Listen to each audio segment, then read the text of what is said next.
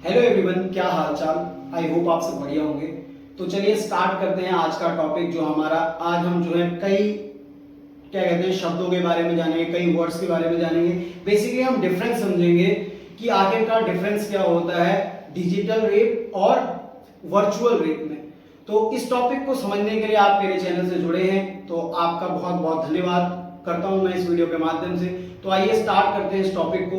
मेरे बारे में आप जानते हैं, मेरा नाम सूरज मुराकोटी है और मैं आपको जो है काफी कंटेंट डिलीवर करता हूं यूट्यूब पे, जिससे कि आप मतलब शिक्षा ग्रहण करते हैं या कुछ भी चीजें आप समझ सकते हैं। तो चलिए स्टार्ट करते हैं कि क्या डिफरेंस होता है डिजिटल रेप और वर्चुअल रेप में।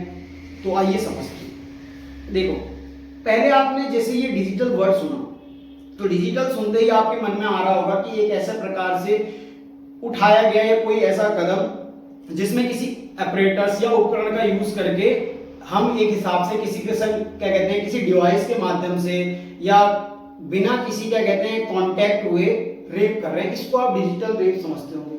तो बेसिकली मैं आपको इसको लेमन या सिंपल भाषा में समझाता हूं कि डिजिटल रेप आखिरकार होता क्या है। देखो, डिजिटल रेप आप जब वर्ड सुनते हैं तो डिजिटल रेप से आपको ये नहीं समझना है कि किसी डिवाइस या उपकरण का ही यूज हो रहा हो। इसमें देखो, इसमें बेसिकली होता क्या है ना, जो पेनिट्रेशन होता है वो पेनिट्रेशन क्या कहते हैं किसी अदर चीजों, जैसे क्या कहते हैं आप रिप्रोडक्टिव ऑर्गन्स में जो पेनिट्रेशन कर रहे हैं वो रिप्रोडक्टिव ऑर्गन के माध्यम से नहीं। आप वहां पे ना जैसे कि क्या कहते हैं कई प्रकार से कर सकते हैं। जैसे कि बेसिकली डिजिट का मतलब इंग्लिश में आप सुने तो डिजिट का मतलब होता है अंक, या आपको कुछ नंबर्स देखने को मिलेगा, बट यहाँ पे डिजिट का मतलब ये नहीं है। यहाँ पे जो डिजिट का मतलब है वो डिजिट का मतलब होता है यहाँ पे फिंगर से रिलेटेड है, या फिर ये कहते हैं आपका जो ये अंगूठा है हाथ का या फिर पांव का अंगूठा है, इस चीज के द्वारा जो रेप होता है, इस प्रकार के रेप को क्या कहते हैं डिजिटल रेप कहते हैं। कई लोग डिजिटल रेप और वर्चुअल रेप को जो है एक हिसाब से इंटरकनेक्ट करते हैं। इस वीडियो के माध्यम से हम पूरी तरीके से समझेंगे कि आखिरकार इनमें क्या डिफरेंस है। देखो, अभी एक घटना रिसेंट ही सामने आई है, कुछ ही दिन पहले की घटना है। आप गूगल या यूट्यूब पे चेक भी कर सकते हैं कि एक नोएडा जो जगह है यूपी साइड की, वहां पे एक जो है 3.5 वर्ष की बच्ची के संग डिजिटल रेप हुआ। उस डिजिटल रेप में जब उनके पेरेंट्स को पता चला, क्योंकि बच्ची जो है काफी समय से सहमी और मतलब अजीब सा मतलब बिहेवियर हो गया था उसका, तो उसके पेरेंट्स ने जब पूछा कि आखिरकार उसके बिहेवियर का चेंज होने का क्या रीजन है, तो उसने बड़े ही डर से वे बताया कि क्या कहते हैं उसी के ही स्कूल के या फिर वहां के जो कर्मचारी है उन्होंने उसके संग जो है एक हिसाब से डिजिटल रेप करने की कोशिश की। और उस बच्ची को तो नहीं पता था डिजिटल रेप, तो पहले ये क्या कहते हैं एक हिसाब से एक्ट में नहीं आता था कि क्या कहते हैं इसको जो है पहले इसे जो है रेप की कैटेगरी नहीं दी जाती थी। पर जब से कुछ ऐसे एक्ट हुए, जैसे कि बहुत सारी समस्याएं सामने हुई, तो इनको जो है एक रेप डिफरेंट कैटेगरी में रख दिया गया। तो डिजिटल रेप का मतलब यहाँ पे किसी डिवाइस से ऐसा नहीं है, यहाँ पे जो है बेसिकली फिंगर्स का यूज करके जो है रेप किया जाता है या पेनिट्रेट किया जाता है। अब बात करें वर्चुअल रेप के ऊपर, तो वर्चुअल रेप आखिरकार कैसा किस प्रकार का रेप है। तो इसमें जो है ना फिजिकल टच नहीं है। क्या मतलब सर कि इसमें हम किसी भी प्रकार का फिजिकल टच किए बिना रेप कर सकते हैं। अच्छा, तो इसको समझते हैं कि ये वर्चुअल रेप होता क्या है। देखो, जब वर्चुअल रेप में फिजिकल टच नहीं है तो क्या इसके लिए हमारे इंडियन कानून या जो हमारे इंडियन आर्टिकल्स हैं या उसमें कुछ लॉ है इसके लिए? तो नहीं। देखो, आईपीसी 375 क्या कहता है? आईपीसी 375 ये बताता है, इंडियन लॉ है, कि जब रेप का ऑफेंस होता है या इस प्रकार की घटना होती है तो उसमें फिजिकल टच होना जरूरी है। पर यहाँ पे वर्चुअल रेप में क्या होता है कि वर्चुअल रेप एक ऐसी प्रकार का रेप होता है जहां पे जो है फिजिकल टच होता ही नहीं। तो क्या इसमें हमारे आईपीसी 375 लग सकता है? नहीं। देखो, इंडियन लॉज यहाँ पे वैलिड नहीं हो रहे हैं, क्योंकि 375 ये कहता है कि अगर कोई रेप हुआ है तो उसमें क्या होना चाहिए? फिजिकल टच होना चाहिए। ये वर्चुअल रेप की घटना कहां देखी गई? देखो, वर्चुअल रेप की घटना पहले भी रिकॉर्ड की गई थी। एक 50 इयर्स की महिला ने, मतलब रेप तो नहीं हुआ था उसका, ये बोला गया था कि मेरे संग सेक्सुअल हैरेसमेंट हुआ है।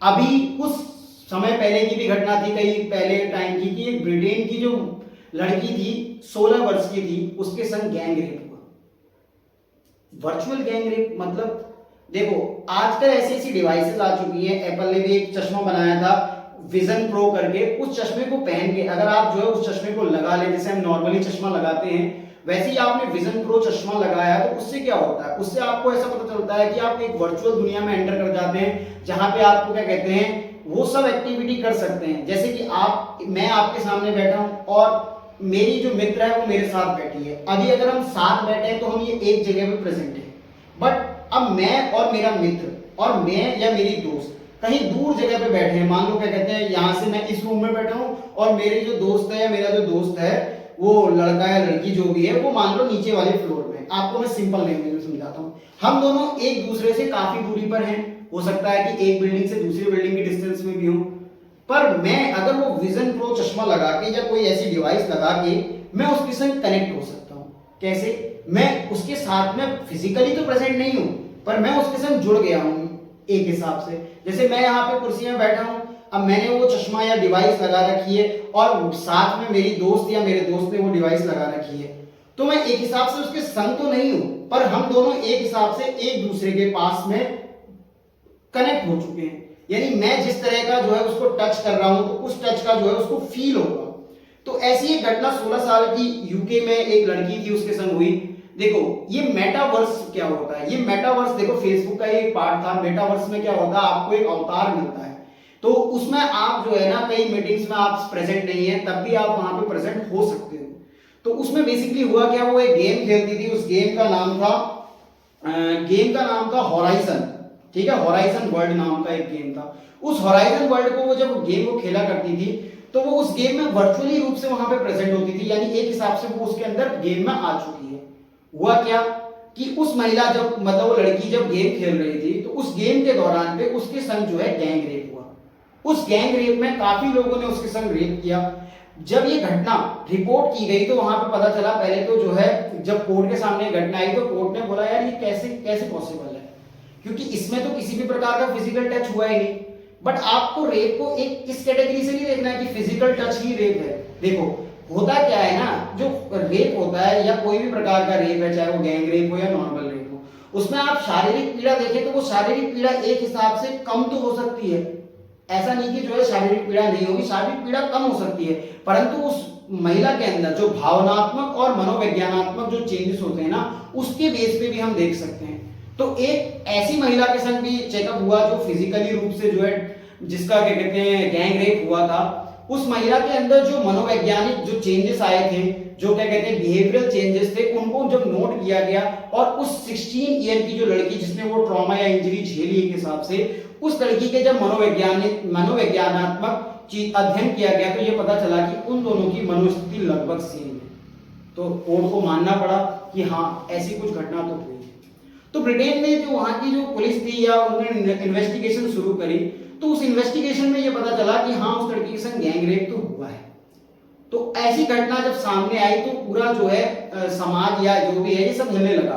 तो अब जो ऐसी घटनाएं जिस गेम के माध्यम से आई, तो उस गेम के ओनर्स के द्वारा या उसके द्वारा ये पूछा गया कि आप किस प्रकार से ये गेम जो डिजाइन कर रहे हैं, इसमें कोई सेफ्टी का पर्पस नहीं है।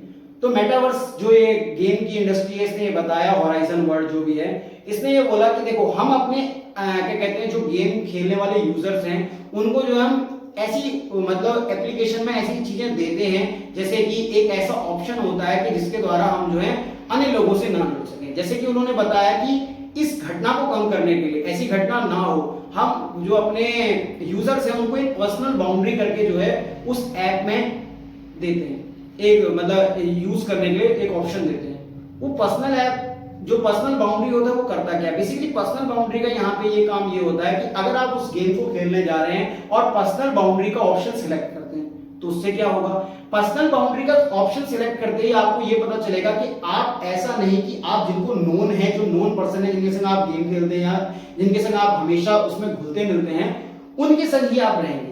पर्सनल बाउंड्री लगाने से कई अन्य लोग जो होते हैं जो उस गेम में आपके संग एंटर कर सकते हैं, उनको जो है परमिशन नहीं होगी, यानी अनजान लोगों को उस गेम में ऐसे आपके संग परमिशन नहीं दी जाएगी। तो मेटावर्स ने तो सीधा कहा कि भैया आप पर्सनल बाउंड्री का इस्तेमाल करें उस ऐप को खेलते वक्त या यूज करते वक्त। तो इसमें जो है अब आप सोचेंगे कि इसमें कोई फिजिकल टच तो हुआ नहीं, तो इस हिसाब से कि इसको मैं क्राइम मानूं या ना मानूं। तो देखो आपका क्या विचार है, इस पे आप जो है अपने वीडियो पे कमेंट करिएगा कि आप क्या विचार रखते हैं कि ये एक हिसाब से क्राइम है कि नहीं है। पर मेरे हिसाब से तो ये क्राइम है। अब मेरे कहने से क्या क्राइम हो सकता है, देखो जो व्यक्ति जो है ना फिजिकली रूप से प्रेजेंट नहीं है, वर्चुअल दुनिया में जाके वो उस लड़की के संग या उसके संग जो है इस प्रकार की घटना कर रहा है, यानी उसकी मेंटेलिटी कैसी है आप ये सोचिए। अब उसकी मेंटेलिटी इस प्रकार की है तो वो क्या इसको रियल लाइफ में एप्लीकेशन नहीं कर सकता, इसका क्या इसका यूज नहीं कर सकता? कर सकता है। तो इस प्रकार की घटना को जो है ना कम करने के लिए कुछ ऐसे उपाय करने होंगे या कुछ ऐसे तरीके होंगे जिसको जो है ऐसी चीजों को दबाया जा सके। देखो पहली बात तो इस पे केस सॉल्व करवाना थोड़ा मुश्किल है, क्यों? क्योंकि पहले तो इसमें इंडियन लॉज या कोई भी जो है लॉ किसी भी संविधान के लागू नहीं हो रहे, क्यों? क्योंकि फिजिकल टच नहीं है। दूसरा, ये एक प्रकार का वर्चुअल रेप है, तो वर्चुअल रेप में जानिए पहली बात तो फिजिकल जो रेप हो रखे हैं उन्हीं के ही केस सॉल्व नहीं हो पा रहे हैं, तो इस तरह के केस सॉल्व करने में दिक्कत काफी आएगी। तो अब इनके लिए क्या सजा बनाई जाए? वर्चुअल सजा बनाई जाएगी। देखो अब आप सोचेंगे कि आपकी वीडियो देख के हमें ये तो समझ में आया, पर आप इस पूरी वीडियो को कंक्लूड करें कि हमें एक लाइन में समझाओ कि sir what is the difference between digital rape and virtual rape.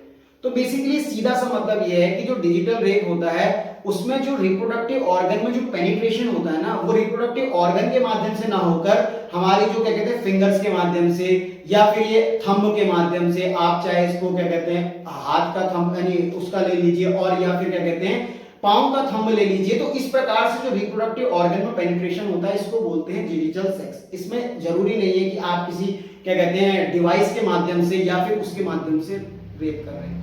और बात करें वही वर्चुअल रेप की, तो वर्चुअल रेप एक ऐसी घटना होती है जहां पे आप जो है शारीरिक रूप से तो प्रेजेंट नहीं है, बट आप मेंटली वहां पे जुड़े हुए हैं। उस मेंटल अटैचमेंट के द्वारा आप जो चीजें कर रहे हैं वो उसके संग सामने सामने प्रतीत होगी, आप पूरा फील कर सकते हैं, वो सारी घटनाएं होंगी। जैसे कि वहां पे चोरी भी कर सकते हैं, अगर जैसे आप जो नॉर्मल लाइफ में करते हैं वही चीजें आपको जो है वर्चुअल में भी होंगी, जैसे आपकी वहां पे भी चोरी हो गई या कुछ हो गया। तो अब ये सवाल आता है कि ये जो चश्मा बनाता है या विजन प्रो या कोई भी प्रकार का जो चश्मा है, इसको जो क्या कहते हैं ना, आप वो ये भी तो सोच सकते हैं कि जब उसके संग डिजिटल गैंग रेप हो रहा था, सॉरी डिजिटल नहीं बोलना था, यही तो आपको डिफरेंस करना है कि डिजिटल और वर्चुअल में क्या डिफरेंस है। तो देखो जब उसके संग वो गैंग रेप हो रहा था तो वो चश्मा या कोई भी चीज जो उसने अपने अंदर पहनी थी लगाई थी वो उसको उतार भी तो सकती थी। आपके मन में एक ख्याल आता होगा कि उसको जो है वो चीज उतार देनी चाहिए थी, पर वो मेंटली रूप से इतना वहां पे प्रेशराइज हो गई थी, वो उस जगह पे घुल मिल गई थी कि वो अब उसके अंदर वो सुध बुध नहीं थी, क्योंकि उसके संग वो घटना हो रही थी एक्चुअल में। क्योंकि बेसिकली मेटावर्स इसमें जो है एक अवतार देता है आपको, जैसे कि आप जो है स्नैपचैट चलाते होंगे तो आपको वहां अवतार मिलता होगा, या कोई भी गेम खेल रहे होंगे तो आप एक अवतार सिलेक्ट करते होंगे, तो ऐसे ही एक अवतार होता है। वो घटना सब अवतार के संग हो रही थी, परंतु उसकी मनोस्थिति ऐसी हो गई थी कि वो लड़की जो है मानसिक रूप से परेशान हो गई थी, वो ट्रॉमा में चली गई थी। तो इस तरह की घटना भी सामने आ रही है। तो ये डिजिटल रेप और क्या कहते हैं वर्चुअल रेप में डिफरेंस था। अगर आपको जो है समझ में आया है तो वीडियो को लाइक करना, शेयर कीजिएगा, और ये वीडियो को जो है आप ज्यादा से लोगों को शेयर करिएगा ताकि जो है और भी लोग इसको समझ सकें, क्योंकि कई वर्ड जो हम सुनते तो हैं पर हमें उसका मतलब नहीं पता होता है। तो आप जो है ऐसी घटनाओं से बच सकें, समझ सकें, जान सकें, तो ऐसी चीजों को अवॉइड करने के लिए आप क्या कहते हैं कुछ भी करें, जो भी कर सकते हैं, तो आप ऐसे लेक्चरों को ज्यादा से ज्यादा शेयर कीजिए। तो आप इस तरह की इंफॉर्मेशन वीडियो सब तक पहुंचाइए। तो फिर मिलते हैं आपसे नेक्स्ट वीडियो में, जिसमें मैं आपको थोड़ा सा कुछ अलग समझाऊंगा। एक कैमडॉम करके एक वर्ड आया है उसके बारे में भी समझाऊंगा। तब तक के लिए आप इस वीडियो को देखिए और ज्यादा से ज्यादा शेयर कीजिए। पढ़ाई करते रहें। All the very best. मिलते हैं आपसे नेक्स्ट वीडियो में, तब तक के लिए बाय बाय।